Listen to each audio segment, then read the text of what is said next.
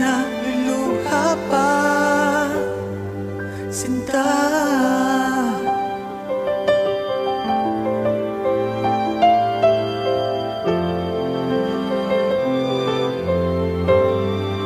Kalimutan mo na siya, kalimutan mo na siya. Ang sarili mo sa kanya, manhid ka ba?